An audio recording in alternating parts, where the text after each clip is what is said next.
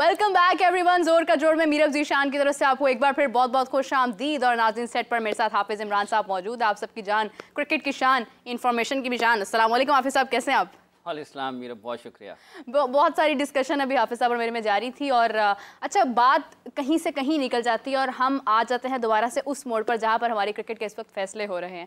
अफसोस के साथ कहना पड़ेगा कि मैं जब से क्रिकेट देख रही हूँ मैंने कभी इस तरह की चीज़ें नहीं देखी हैं जो आजकल हो रही हैं। स्क्वाड अनाउंस होता है, उसके बाद उसमें खुद से तब्दीली कर दी जाती है, कभी खुद से लोगों को सिलेक्ट करके किसी का हक मार के किसी को सामने लाया जाता है और फिर उसी की सर्जरी की बातें शुरू हो जाती हैं। फिर सर्जरी होती भी नहीं है, फिर ज़्यादा पानी आता है, फिर ज़्यादा बारिश भी आती है। तो इसी के साथ साथ गुफ्तगू का सिलसिला आगे बढ़ाते हैं हाफिज साहब, क्योंकि अगर हम देखें, आप वकार यूनुस साहब भी थे, फैसला कर रहे थे, दोपहर में भी हमने इस हवाले से बात की है।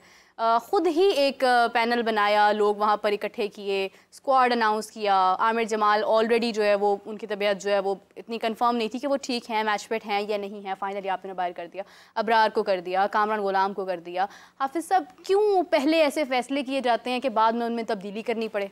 देखिए, मेरी बात यह है कि 17 का स्क्वाड जब अनाउंस हुआ ना, तो ये जो फिटनेस, मतलब एक होता है आपको चोट लगी हुई है और जो आपको अंदाज़ा हो जाता है कि आप इतने दिन तक ठीक हो सकते हैं, आपके पेट दर्द है, सर दर्द है, कुछ भी आप कह लें उसको, जो भी इंजरी है, तो डॉक्टर का एक जायज़ा होता है कि आपको इतने दिन लग सकते हैं।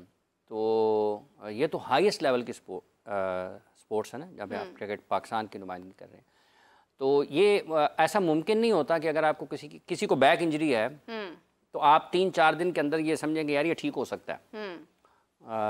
बैक इंजरी में अब जिस तरह से आमिर जमाल का चूँकि जिक्र है, हवाला है, और जिस तरीके से आपने उनका नाम नहीं, लेकिन जो सिलेक्शन का प्रोसेस है उस पर आपने बात की है, तो बैक इंजरी में अगर आपको अगस्त के शुरू में ये अंदाज़ा नहीं हो रहा कि अगस्त के तीसरे हफ्ते में मैच के लिए ये खिलाड़ी अवेलेबल होगा या नहीं होगा, ये 100% फिटनेस के साथ जा सकता है या नहीं जा सकता, तो फिर तो वहाँ पर एक सवालिया निशान ज़रूर है कि क्या मसला था। तो ये इन मामलात में या ऐसे वाक़यात में या ऐसी चीज़ों पे आपको थोड़ा सा महफूज रास्ता इख्तियार करने की ज़रूरत होती है।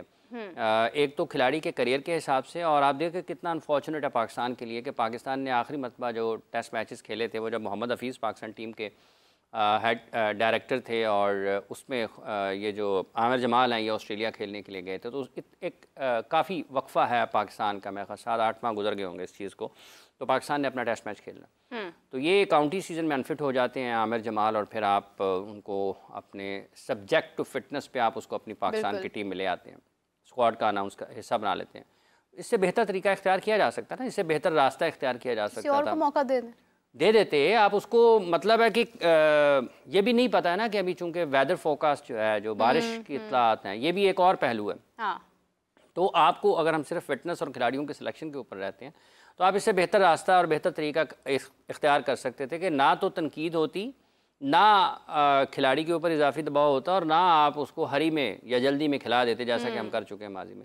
तो ज़्यादा बेहतर रास्ता इख्तियार किया जा सकता था, तो वो ज़्यादा बेहतर होता। कम अज़ कम ये बातें ना होती कि यार पता नहीं क्यों रख लिया, क्यों निकाल दिया, क्या कर दिया। तो आमिर जमाल के मामले में ये, जहाँ तक ताल्लुक़ इस चीज़ का है कि दो पाकिस्तान के स्क्वाड से आपने प्लेयर्स को रिलीज़ किया ए टीम के लिए, और एक और बड़ी दिलचस्प बात है, उसमें भी दो चीज़ें हैं। एक ये कि आपने ए टीम के लिए किन खिलाड़ियों को, शाहीन्स के लिए किन खिलाड़ियों को टीम में शामिल किया, क्या वो मेरिट पर आते हैं? तो सवाल ये होगा कि उसके ऊपर फिर आपको जवाब देना पड़ेगा। और क्या आपने अबरार को इस बुनियाद के ऊपर, अगर आपने स्क्वाड से रिलीज़ कर दिया कि वो अगर बेहतर यही है कि वो बेंच पर बैठें तो वो मैच खेलें, बेहतर यही है कि वो मैच खेलें, ना कि वो पाकिस्तान टीम के साथ बेंच पर बैठे रहें। तो ये तो पहले यही कानून पहले मैच पर भी लागू होता है ना। वो पहले मैच में जब आपने उनको शाहीन्स की टीम में नहीं शामिल किया था, तो उस वक्त भी वो मैच तो नहीं खेल रहे थे। यही सूरत हाल कामरान गुलाम के साथ भी है। और फिर जो उसमें आपने डाले खिलाड़ी, शाहीन्स के स्क्वाड में फास्ट बॉलर्स को शामिल किया, वहाँ पर भी सवाल है। अब उसमें कई खिलाड़ी ऐसे हैं जो पाकिस्तान की जो डोमेस्टिक सर्किट है उसमें GIC की टीम पार्टिसिपेट करती है।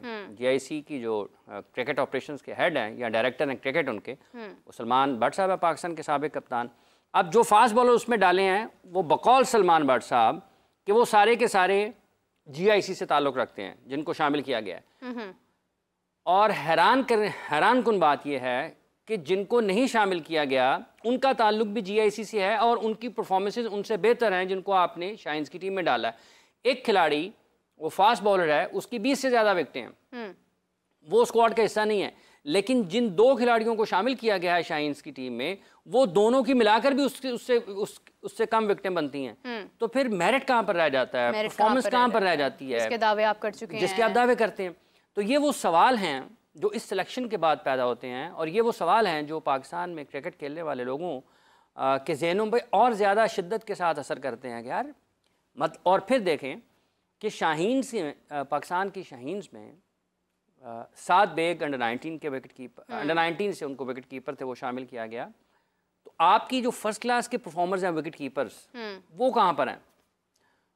मतलब एक खिलाड़ी जो अभी लिस्ट ए में नहीं खेला या उसके बारे में फर्स्ट क्लास नहीं खेला है, आप उसको पाकिस्तान की शाहीन्स में स्ट्रेट अवे कैसे लेकर जा सकते हैं?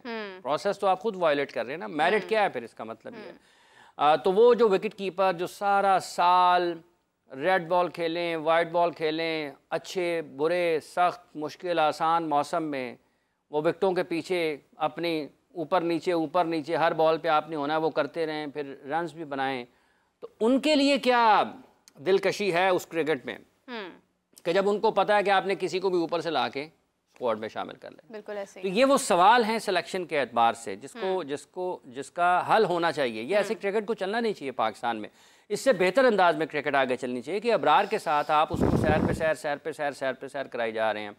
आप उन खिलाड़ियों को जो आपकी स्पिन बॉलिंग में अगर कोई परफॉर्म करता है, मतलब आपने कैंप लगाया, उसमें उस्मान कादिर शामिल थे कराची में, उस्मान कादिर क्यों नहीं है? अगर आप 7 बेग को खिला सकते हैं तो आप उस्मान कादिर को क्यों नहीं मौका दे सकते रेड बॉल क्रिकेट में? अगर वो, चूंकि देखें अभी उनकी वो उम्र नहीं है कि आप उसको नज़रअंदाज करें, वो 4, 5, 6, 7, 8 साल क्रिकेट खेल सकते हैं पाकिस्तान के लिए। और आपको एक राइट आर्म लेग स्पिनर की ज़रूरत है जिसके बॉल में स्पिन हो, जिसके पास वेरिएशंस हो, जो लंबी बॉलिंग कर सकता हो, जो आपकी रेड बॉल क्रिकेट में आपके लिए एक मैच विनिंग प्लेयर बन सकता हो, आपकी विकेट टेकिंग ऑप्शंस जो है उनको बढ़ा सकता है। आप क्यों नहीं उसको खिलाते हैं? या जो फर्स्ट क्लास में खेलते हैं, परफॉर्मेंसेज देते हैं, उनको क्यों नहीं आप खिलाते हैं? एक और खिलाड़ी है, ये क्या नाम है इसका, फैज़ान है, उसके रन्स जो हैं वो किस खाते में हैं? आप क्यों नहीं खिलाते? उस्मान सलाहुद्दीन या कहाँ चले गए? तो ये वो चीज़ें हैं जिनको देखने की ज़रूरत है। और इसके साथ ये जो सिलेक्शन जिसका आपने शुरू में जिक्र किया, पाकिस्तान की शाहीन टीम जो है वो ऑस्ट्रेलिया में डिस्ट्रिक्ट्स की टीमों से हार रही है, शिकस्त का शिकार है। तो ये मतलब है कि ये क्या, इस पे परेशान होना नहीं बनता, इस पे बात करना नहीं बनता है कि आपकी टीम में अब्बास आफरीदी भी हैं, आपकी टीम में मोहम्मद हारिस भी हैं, आपकी टीम में साहिबजादा फरहान भी हों, आपकी टीम में तैयब ताहिर भी हों, आपकी टीम में और भी खिलाड़ी हों जो कि पाकिस्तान की नुमाइंदगी कर चुके हैं, जो आने वाले, जिनको हम देखते हैं कि हमारे आने वाले कौम के अगर तो वो मुस्तकबिल उन्होंने बनना है ना, मुस्तकबिल पाकिस्तान का वो है। अगर तो वो ऑस्ट्रेलिया ए से हारें, अगर वो इंग्लैंड ए से हारे, तो वो तकलीफ नहीं होगा, क्योंकि एक ही सतह की दोनों टीमें खेल रही हैं ना। और अगर आप उससे कम दर्जे की टीम पे हार जाएं, पाकिस्तान पे अफगानिस्तान से जब हारा 50 ओवर्स के वर्ल्ड कप में, क्यों ज़्यादा तनकीद हुई? यार कि आप अफगानिस्तान से हार रहे हैं, आप इंडिया से हारेंगे, इंग्लैंड से हारेंगे, साउथ अफ्रीका से हारेंगे, तो लोग आपकी हार को किसी और तरीके से देखेंगे।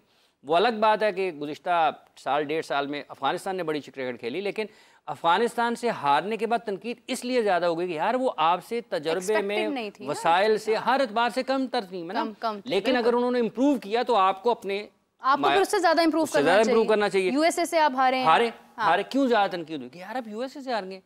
तो इस वजह से यही सूरत हाल, जो नताइज, जो इंटेंसिटी है इसकी या इसकी हसासियत है या इसकी तकलीफ है, आपको इस तरीके से महसूस करनी चाहिए कि जब आप ऑस्ट्रेलिया में जाकर उनकी डिस्ट्रिक्ट की टीमों से हारेंगे तो फिर सवाल पैदा होगा आपकी क्रिकेटिंग कॉम्पिटेंस के ऊपर कि आप किस तरीके से अपनी क्रिकेट को चला रहे हैं, कि पाकिस्तान के क्या क्रिकेटर्स की अहलियत अब ये है, इस हद तक गिर गया है। और वो भी जो इंटरनेशनल क्रिकेट खेले होंगे, देखें पाकिस्तान मेरा ख्याल है एक मेलबर्न स्ट्राइकर्स से या कौन सी टीम 2-3 मैच इसमें हारा है, ये टॉप एंड T20 के नाम पे जो सीरीज़ हुई है ना, उनमें किसी में भी इतने इंटरनेशनल क्रिकेटर्स नहीं होंगे जितने पाकिस्तान में, क्योंकि मैंने उसको भी देखा था जब वो पाकिस्तान पहले मैच आ रहा था, उसमें भी कोई उनका नाम वो नहीं था जो कि अपने मुल्क की नुमाइंदगी की हो। पाकिस्तान की टीम में देखें, पाकिस्तान की टीम बांग्लादेश के खिलाफ भी 4 डे मैच हारी थी ढाबे में, मेरा ख्याल है। एक मैच जीती थी और दूसरा शायद हार गई थी।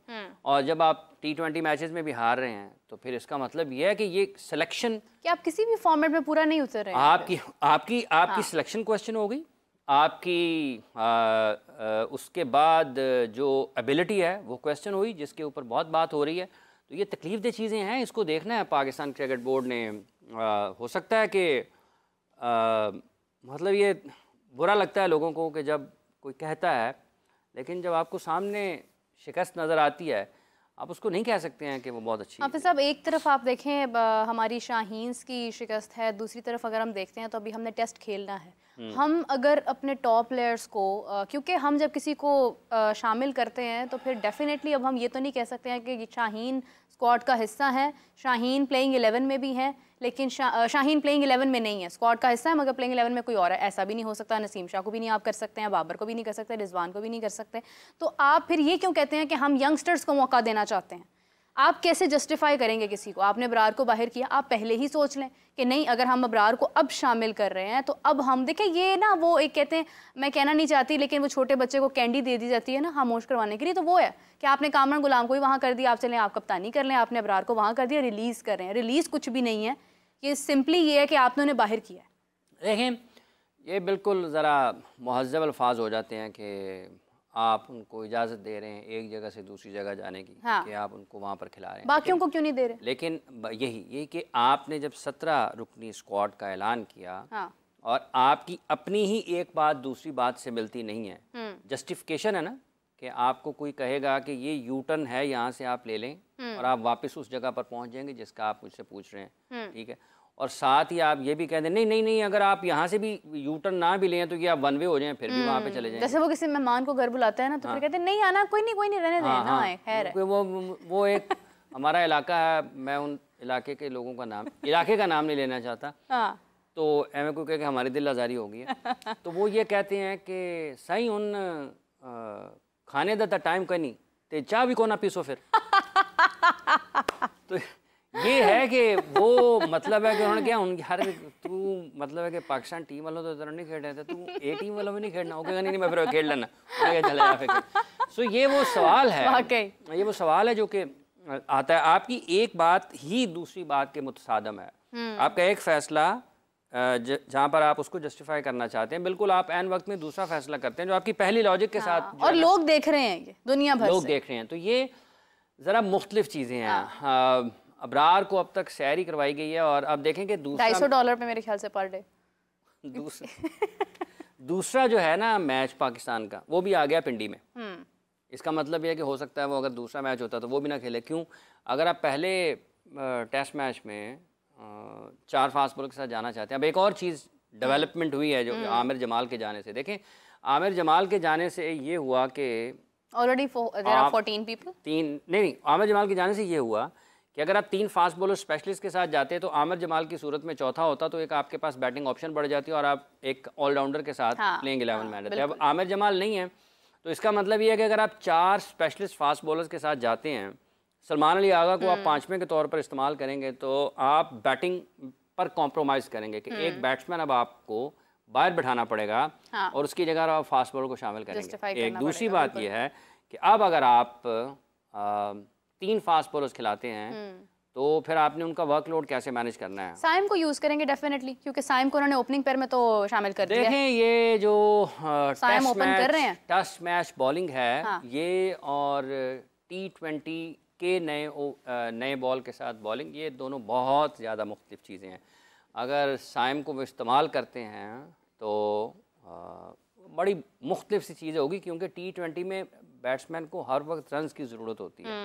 यहाँ पर वक्त की कैद नहीं है, स्ट्राइक रेट का इशू नहीं है, रन रेट आपको सामने टिक टिक टिक टिक टिक स्कोर बोर्ड आपके दिमाग पे नहीं कर रहा, तो बहुत सारी चीज़ें हैं।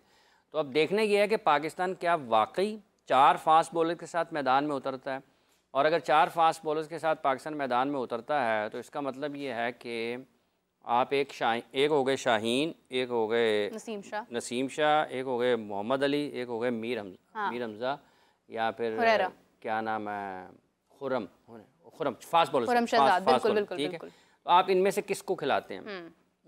और फिर जब आप बैटिंग की तरफ जाएंगे फिर आपने 4, अगर आप 3 खिलाएंगे तो फिर आप इसका मतलब है कि बैट्समैन ऐड करेंगे। तो जो आप पिच बना रहे होंगे इस सारी सिनेरियो में, वो आप बना रहे हैं ग्रीन टॉप या फास्ट बॉलर्स के लिए साजगार। तो जब आप फास्ट बॉलर्स के लिए साजगार पिच बनाएंगे तो फिर आप ये भी सोचेंगे कि यार हमने बैटिंग भी थोड़ा लंबी करनी है।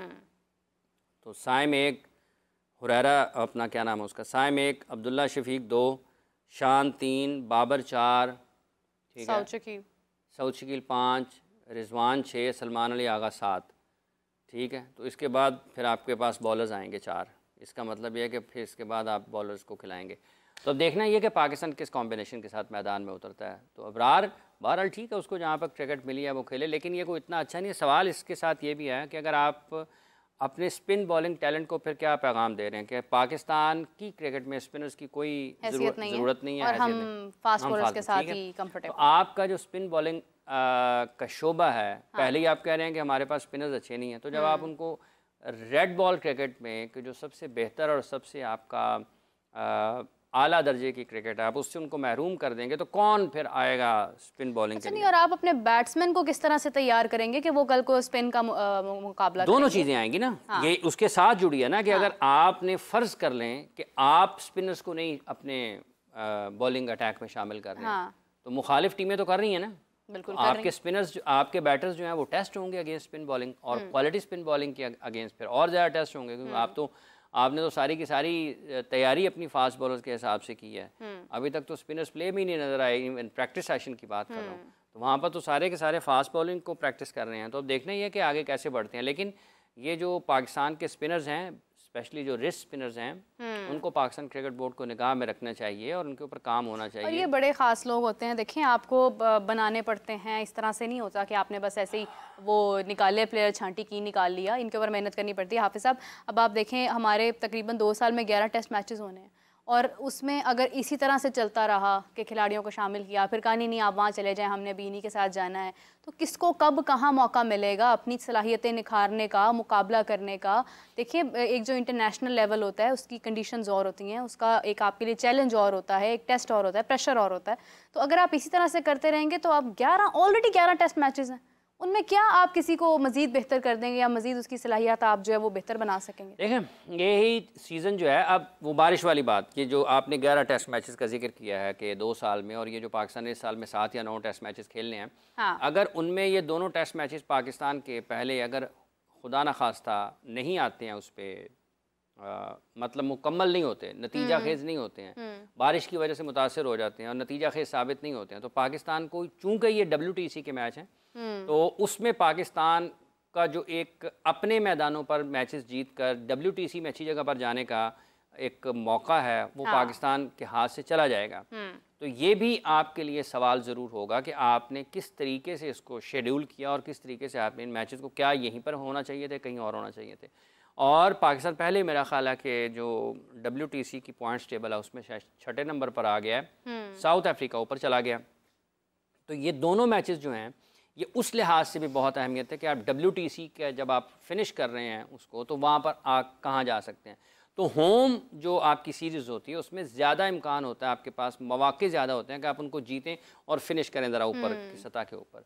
तो अब इन 2 मैचेस में, चूँकि कराची वाला भी लाहौर मुंतकिल हो गया है और वो भी अचानक कहीं पता चला है मेरा ख्याल के वहाँ पे कोई काम हो रहा है, हाँ जी, अंडर कंस्ट्रक्शन है। अच्छा, और वो मजदूर तो हैं, ना चले लोग नहीं भी होंगे तो सिक्योरिटी। अच्छा, कराची वाला मैच इसलिए हुआ है, लाहौर मुंतकिल और पिंडी मुंतकिल हो गया, पता नहीं। मेरा ख्याल है शायद अभी कोई फैसला हुआ हो कि ये मैच कराची से, या मेरा ख्याल तो कोई हो सकता है कोई 2-3 दिन पहले अंदाजा नहीं होगा कि मजदूर भी हैं वहाँ पर। बांग्लादेश की टीम पाकिस्तान आ रही है, तो उन्होंने कहा चलो यार अब क्या उसको सैर, ये उन्होंने मेरा ख्याल बुनियादी तौर पर बांग्लादेश की टीम को ज़्यादा सफ़र से बचाया है। पहले ही ज़रा थोड़ी मुश्किल हालात से आए हैं, तो उनको चाहिए एक जगह पर रहें, बारिशों का भी मौसम है ना, कंफर्टेबल रखा गया था, कोई बात नहीं है। इस्लामाबाद मरी अच्छा, और ये भूल गए होंगे ना कि मजदूर भी हैं। हाँ, वहाँ पे काम वाम हो रहा है ना, तो उन्होंने कहा कि उनको, इन्होंने कौन सी टिकट ली होनी मजदूरों ने कि टिकट लेके आएंगे, तो मैंने तो टिकट तो भेज नहीं रहा, उन्होंने कहा इनको वहीं पर रहने दे। तो इस्लामाबाद में, रावलपिंडी में थोड़ा सा और ऊपर जाएंगे तो गिलियात हैं, मरी है, थोड़ा सा आगे चले जाएंगे, एबटाबाद और वहाँ पर भी हमने इसको दोबारा से इतने अच्छे उन्होंने कहा में करना है। हाँ, उन्होंने कहा कि ये जो इस्लामाबाद है या रावलपिंडी, ये ज़्यादा बेहतर वेन्यू है कि उनको इस गर्म मौसम में थोड़ा अच्छा जगह पर दिखाएं, बजाय इसके कि इनको कराची पे ले जाएं, वो समंदर पे ले जाएं। तो ये उन्होंने इसलिए मेरा ख्याल किया, तो ये अच्छी बात है। थोड़ा पहले कर लेते तो ज़्यादा अच्छा होता, ताकि कम से कम। और हम इस वक्त इसकी बजाय कोई और बात कर रहे हैं, वो फिर भी कुछ ना कुछ निकल, लेकिन कम से कम मजदूरों को टिकटें खरीदने का टिकटें खरीदने का वक्त तो मिल जाता। तो ये ठीक है, इस किस्म के जो फैसले हैं। देखिए, फिर ये जब आप पाकिस्तान से बाहर लोगों को सुनेंगे, ये जो लोग बाहर से कमेंट करेंगे पाकिस्तान के बारे में, तो ये कोई इतनी अच्छी बात नहीं, अच्छी मुतासिर कौन नहीं है। उस्मान ख्वाजा ने जब कहा पाकिस्तान के बारे में, तो उन्होंने कहा कि इतनी सारी जो तब्दीलियां उनकी वजह से पाकिस्तान की सिचुएशन जो ख़राब हुई, आए दिन चेयरमैन बदल जाते हैं, कभी कोई बदल रहा है, कभी कप्तान बदल रहा है, सब चीज़ें लोग नोट करते हैं। ऐसा नहीं है कि ये पाकिस्तान में ये फैसले कर रहे हैं और ये छुपे रहने हैं, देख दुनिया भर में लोग बात करते हैं। क्रिकेट खेलने वाले ममालिक में, हाँ, जब पाकिस्तान की क्रिकेट में कोई भी चीज़ गैर मामूली अंदाज में होगी या बिल्कुल आप उसको कहें कि अचानक होगी, तो वो रिपोर्ट होगी। तो जब वो रिपोर्ट होगी तो लोग उसके ऊपर अपने ख्यालात का इजहार करेंगे लोग। और एक और चीज़ भी है जो कि पाकिस्तान के लिए एक तरह से उसकी ना दो चीज़ें हैं कि वो बैक वक्त आपको थोड़ा बहुत करती है, आप समझें कि आपको थोड़ा शर्मिंदा करने की कोशिश करती है, लेकिन साथ ही साथ वो आपको मुतहर्रिक भी करती है। वो ये है कि इतनी ख़राब कारकर्दगी के बावजूद भी पाकिस्तान की, जो पाकिस्तान से बाहर लोग हैं ना पाकिस्तानी तो चाहते ही चाहते हैं कि पाकिस्तान की क्रिकेट का मायार ओवरसीज़ हैं, जो पाकिस्तान से बाहर हैं, जो पाकिस्तानी नहीं हैं, जो सिर्फ क्रिकेट से प्यार करते हैं लोग, वो भी पाकिस्तान की क्रिकेट टीम को इस हालत में देखकर रंजीदा हैं। लोग बात करते हैं पाकिस्तान की टीम को कंपटीशन में रहना चाहिए, और पाकिस्तान की टीम का अगर कारकर्दगी का मयार नीचे आता है तो उनको फिर जो इंग्लैंड और पाकिस्तान का मैच है, ऑस्ट्रेलिया पाकिस्तान का मैच है, पाकिस्तान साउथ अफ्रीका का मैच है, पाकिस्तान इंडिया का मैच है, पाकिस्तान न्यूजीलैंड का मैच है, तो इन मैचों में वो जो एक मुसाबकत की फ़िज़ा है, जो एक दूसरे के ऊपर झपटने की फ़िज़ा है, जो आखिरी गेंद तक लड़ने का माहौल है कि हिम्मत नहीं हारने वाली, वो कंपटीशन उनको नीचे जाता हुआ नज़र आएगा। तो इसलिए लोग जो पाकिस्तानी नहीं भी हैं वो भी ये चाहते हैं कि पाकिस्तान क्रिकेट के हालात इस वक्त नताइज के एतबार से, क्वालिटी के एतबार से इनको बेहतर होने की ज़रूरत है। 5-6 टीमें हैं दुनिया भर में जो कि टॉप लेवल की क्रिकेट खेलती हैं, अगर उनमें भी एक एक करके, मतलब पहले वेस्ट इंडीज़ निकला, फिर श्रीलंका के हालात बुरे हुए, अब अगर पाकिस्तान के हालात भी इस तरह के हो जाएंगे कि ये कंपटीशन जो है उससे निकलते चले जाएंगे, तो ये लोगों के लिए तकलीफ दिया, क्योंकि फिर वो क्या देखेंगे, ऑस्ट्रेलिया इंग्लैंड आपस में खेलें, इंडिया इंग्लैंड आपस में खेलें, इंग्लैंड न्यूजीलैंड खेलें, बीच में साउथ अफ्रीका थोड़ा बेहतर होना शुरू हुआ है। तो पाकिस्तान को भी उस लेवल पर रहने के लिए कि जहां पर इनके बारे में लोगों की ये राय ना हो मैच खेलने से पहले कि यार इनके हारने के इम्कान ज़्यादा हैं, वो लोगों को पाकिस्तान से बाहर भी तकलीफ पहुँचाती है। ये एहसास बैक वक्त आपको जहाँ पर थोड़ा बहुत आपके लिए तकलीफ का बायस है, वहीं आपको ये मुतहर्रिक भी कर सकता है कि यार हमने इससे बाहर निकलना है। ये वो क्रिकेट नहीं है पाकिस्तान की। निकले भी हैं लोग, ये नामुमकिन नहीं है, बिल्कुल नहीं है ना। आप मेरिट के ऊपर आएँ, आप बेहतर फैसले करें, सिलेक्शन ठीक करें, आपकी अपनी पाथवेज को ठीक करें, अपने प्रोसेस को ठीक करें, लोगों को जो जिस जगह पर काम करने का अहल है उसको वहाँ पर लाएं। या 2-2, 3-3, 4 लोगों की सिलेक्शन कमेटी बगैर चीफ के, ये अच्छा नहीं होता। जो चीज़ें बेहतर करने वाली, और एक शख्स को ना समझेंगे यही जो है ना, ये वो है हमारे मसीहा है, यही हमारी चीज़ों को ठीक कर सकते हैं। अब सारी चीज़ें जैसन गिलस्पी के तरफ जा रही हैं, आप डाल दें कि बस वो कहेंगे तेरा भाई, मेरा भाई, जैसन भाई, अब सारे यही नारे लगा रहे हैं। ठीक है, सबका भाई, जैसन भाई। अरे जैसन भाई को आप लगा दें, पहले वो थे, क्या नाम है उसका, लगाए थे मिकी भाई, ठीक है, अब जैसन भाई और गैरी भाई के ऊपर चलाएंगे। अब आप वो सिस्टम का हिस्सा है आप, वो भी आगे से कहते हैं शान भाई, बाबर भाई, हाँ, तो कहेंगे बस ठीक है, फिर ये एक दूसरे को भाई तो तुम तेरा भाई, मेरा भाई, तेरी बारी कितों आई। तो इसके हाल ना करें ना पाकिस्तान क्रिकेट के साथ, बेहतर तरीके से चलाएं, पोटेंशियल के ऊपर आएँ। जो लोग जहाँ पर अहल हैं जिस चीज़ के, उनको वो काम दें। लाजिम नहीं है, ऐसा भी हो सकता है कि कोई बहुत अहल हो लेकिन आपका पसंदीदा ना हो, ठीक है, ऐसा भी हो सकता है। उनको बहुत अहल है लेकिन आपके जो इर्द गिर्द के लोग हैं वो उसको पसंद ना करते हैं। आप ये देखें कि उसका अल्टीमेटली किसको फ़ायदा है। अगर तो सिस्टम को फ़ायदा है, पाकिस्तान की क्रिकेट को फ़ायदा है, आप उसको लगाएं, बस ठीक है। लोगों को काम करने का मौका देना चाहिए। गलतियां भी लोगों से होती हैं, सुधारते भी लोग ही उसी को हैं। आपको गलती करने के बाद ये एहसास होता है कि आपने आइंदा क्या करना है। अगर डार्विन में नाकामी से कुछ नहीं सीखा, अगर आपने एशिया कप 2023 से कुछ नहीं सीखा, हमने तो आयरलैंड में नाकामी से कुछ नहीं सीखा था, जिम्बाब्वे में हारे हम, देखिए ये मतलब एक तकलीफ दे तारीख है चीजें हैं कि आप जिम्बाब्वे के खिलाफ जिम्बाब्वे में हारते हैं, आप जिम्बाब्वे के खिलाफ ऑस्ट्रेलिया में हारते हैं, आप यूएसए के खिलाफ यूएसए में हारते हैं। ठीक है, अगर इन सब चीज़ों से भी आप नहीं सीखेंगे तो फिर आप कब सीखेंगे? नरम दिल हैं, वो चाहते हैं जो होस्ट कर रहा है वो खुश रहे, लेकिन यकीन करें जब आप चैंपियंस ट्रॉफी होस्ट कर रहे होंगे उस वक्त यहाँ पर आने वाले लोग बहुत लीथल हैं, उन्होंने मौका नहीं देना आपको। पाकिस्तान को अच्छी क्रिकेट खेलनी है होम ग्राउंड पर, अगर आप अच्छी क्रिकेट नहीं खेलेंगे तो सारे मैचेस इंडिया के यहाँ पर हैं कदावी स्टेडियम में, और पाकिस्तान इंडिया का मैच अगर कदावी स्टेडियम में पाकिस्तान की टीम हारेगी ना, और अगर देखिए दो चीज़ें हैं उसमें भी, मतलब एक अगर आप तसव्वुर ही करते हैं, अगर हारेगी पाकिस्तान की टीम तो अगर खुदा ना खास्ता एक तरफा मुकाबले के बाद हार गई तो लोग बाहर यहाँ पे बहुत बुरे तरीके से। अच्छा, और क्राउड ने भी उस वक्त जो है वो रोहित शर्मा के नारे बांध रहे होना है, हार्दिक पांड्या ने, क्राउड ने भी साथ छोड़ जाना है, वो छोड़ेंगे ना लोग। हाँ, और अगर आप जीतेंगे, अगर आप यहाँ पर जीतते हैं उसी टीम के खिलाफ, इंडिया के खिलाफ, तो आप यहाँ पर क्राउड जो है ना संभाले नहीं जाना, ना उन जो मर्जी हो जाए बस इंडिया को जीतती हैं, लेकिन वो काम खत्म होना नहीं है जब तक कि आप फाइनल तक नहीं जाते हैं, फाइनल जीतते नहीं हैं, क्योंकि ज़रूरत है, बहुत वक्त हो गया है। उसके बगैर इंडिया, अगर हम देखें हाफिज साहब, इंडिया ने हर फॉर्मेट में ट्रॉफी हासिल की है, टेस्ट में भी, ओडीआई में भी, T20 में 2 बार।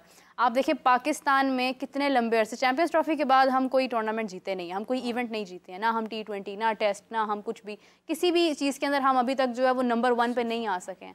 तो क्या फ़ायदा आपकी रैंकिंग्स का, आपकी इंडिविजुअल परफॉर्मेंसेस का? देखिए मैं एक चीज़ देख रही थी कल के, बहुत बड़े बड़े नाम हैं जिन्होंने टेस्ट के अंदर बहुत ज़्यादा रन्स बनाए हैं, पाकिस्तान से भी हैं, ब्रायन लारा हैं, डॉन ब्रेडमैन हैं, सईद अनवर से लेकर आप देखें कि इंजमामुल हक साहब, रन्स एक तरफ हैं लेकिन वो मैच विनिंग थे, वो मैच विनिंग परफॉर्मेंसेस थी उनकी। ऐसा नहीं है कि आप बस अपनी कारकर्दगी के लिए आपने सेंचुरी बना ली, आपने 50 बना ली और आप मैच हारते चले जा रहे हैं, आपका कोई टूर्नामेंट ही नहीं है, आप एज अ कैप्टन कोई परफॉर्मेंस आपकी नहीं है, कहीं पर आपने कुछ जीता नहीं है। शान मसूद पर अब जिम्मेदारी आती है, एक आसान टेस्ट है अगर देखा जाए तो, बांग्लादेश के साथ खेलना कोई बहुत मुश्किल चीज़ नहीं है, आपकी होम ग्राउंड्स भी हैं, ऊपर से रावलपिंडी है, मौसम भी अच्छा है, दोनों एक ही जगह मैचेस हैं, इससे बड़ी और क्या बात है। फिर भी देखें बात यह है, ये तो जो पिच के बारे में रिपोर्ट है और जिस तरीके से पाकिस्तान ने अपने स्पिनर को, इकलौते स्पिनर को रिलीज़ किया है शाहीन्स के लिए, देखिए ये तो एक पहलू है ना, अब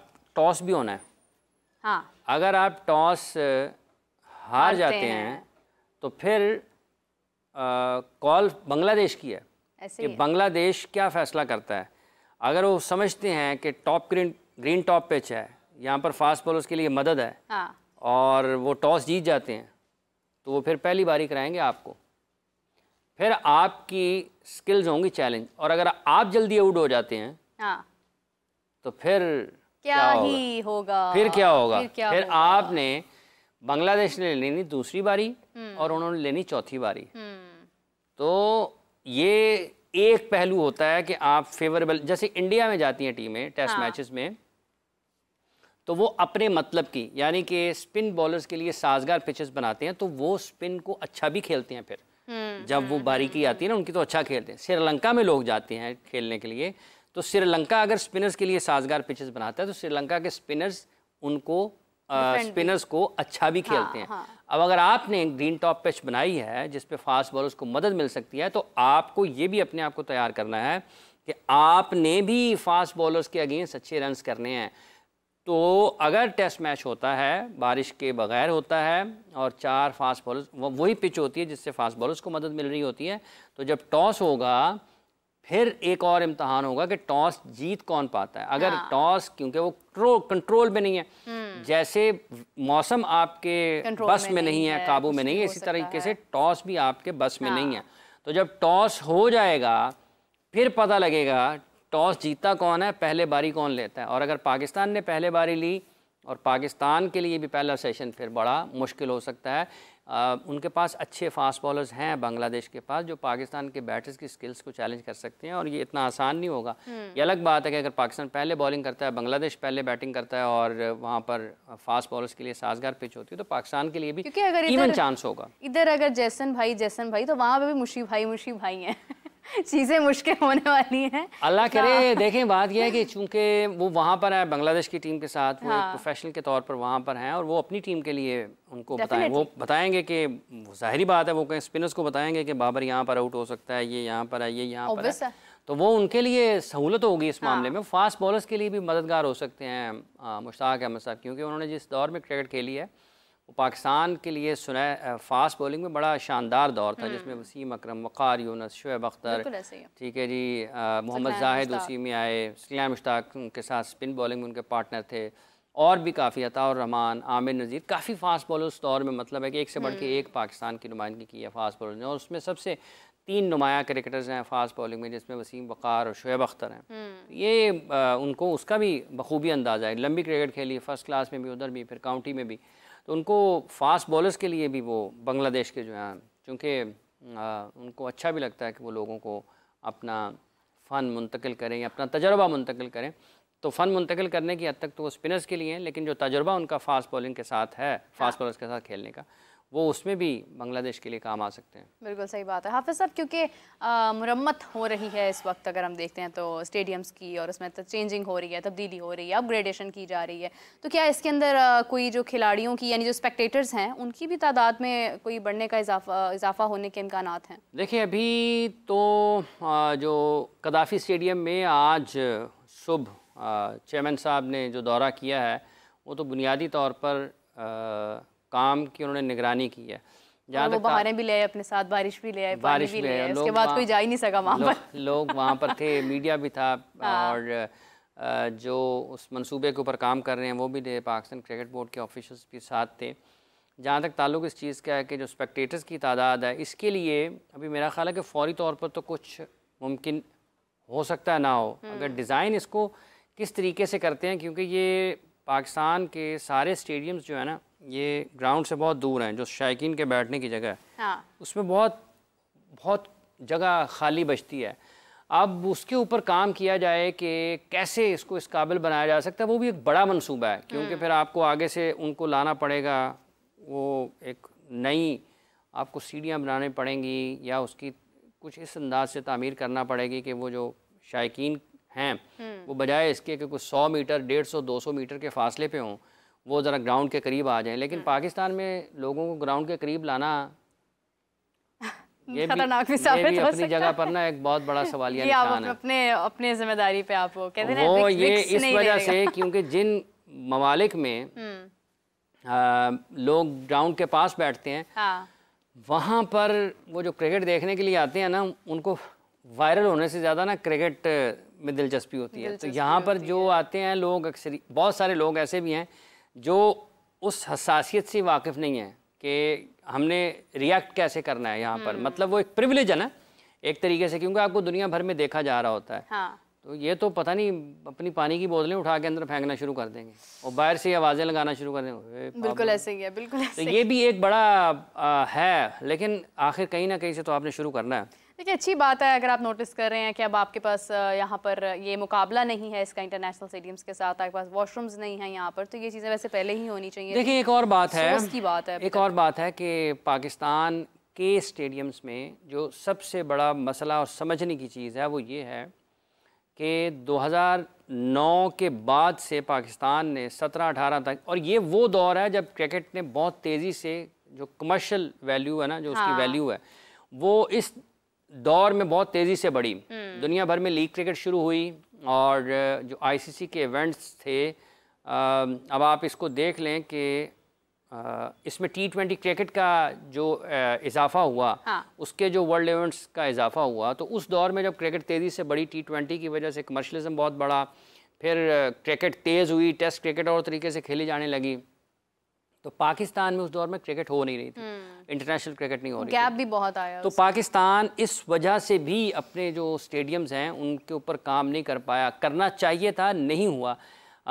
उस वक्त के एतबार से आप कहें कि ठीक है, लेकिन 8-7 वर्ष में हुआ नहीं। फिर जब ये मरहला शुरू हुआ पाकिस्तान में इंटरनेशनल क्रिकेट की वापसी का, तो उसमें इब्तदाई तौर पर पाकिस्तान के लिए जो सबसे बड़ा मकसद था वो ये था कि हमने इंटरनेशनल क्रिकेट को वापस लाना। एक काम हुआ कराची में, नेशनल स्टेडियम कराची में, वो कुछ तामीर और तरक्की का, लेकिन वो दौर था जब पाकिस्तान में क्रिकेट वापस आ रही थी। तो अगर पाकिस्तान में इंटरनेशनल क्रिकेट होती रहती तो यकीनी तौर पर पाकिस्तान में आईसीसी के इवेंट्स भी होते, एसीसी के इवेंट्स भी होते और उनकी तैयारियों के पेश नज़र पाकिस्तान में स्टेडियम्स की हालत बेहतर होती। अब चूंकि वो हुआ नहीं है, हमारे स्टेडियम्स वीरान पड़े रहे, तो पाकिस्तान के लिए मुश्किलात बढ़ी। अब चूंकि वापस वो पाकिस्तान नॉर्मल जो मामूल की ज़िंदगी है इंटरनेशनल क्रिकेट में उसकी तरफ वापस है, तो ये चीज़ें ठीक होनी चाहिए, इसको बेहतर होना चाहिए, आपके स्पेक्टेटर फ्रेंडली होना चाहिए, आपके स्टेडियम्स की तादाद जो है वो बढ़नी चाहिए मुल्क में, आपके जो स्टेडियम की कैपेसिटी है अगर आप इसको बढ़ा सकते हैं तो इनको बढ़ाएं जो आपके इस वक्त मौजूद हैं। अगर आप इनमें बढ़ा सकते हैं तो फौरी तौर पर वो बढ़ाएं, लेकिन इसके साथ साथ नए स्टेडियम्स की तामीर के ऊपर और इसके साथ साथ अपनी कारकर्दगी भी बेहतर करें ताकि जो लोग आपको देखने आए वो आपको जीतता हुआ देखना चाहते हैं, वो छक्कों की आवाजें सुनना वो आएंगी उस वक्त अगर आप जीतेंगे। अगर आपकी कारकर्दगी फिर वो आप मजदूरों के साथ ही खेलेंगे। Good one, I like it. खैर हाफिज साहब और मुझे इजाज़त दीजिए। नाज़रीन, बहुत सारी गुफ्तगू हमारी अभी बाकी थी लेकिन वक्त हमारे पास जो बार बार यहाँ पर आवाज़ आ रही है कि शो जो है वो बंद कर देना चाहिए। सो हम अब आपके साथ शुरू करने की भी जल्दी होती है और ख़त्म करने की भी जल्दी होती है। खैर हाफिज साहब और हम आपके साथ कल दोबारा से कनेक्ट करेंगे। हाँ जी, इसी तरह से इसके ऊपर बात करते हैं अभी ज़रा शो के बाद। हाफिज साहब और मैं आपसे इजाज़त चाहते हैं। नाज़रीन, आपसे कल मुलाकात होती है, तब तक के लिए अल्लाह हाफिज़।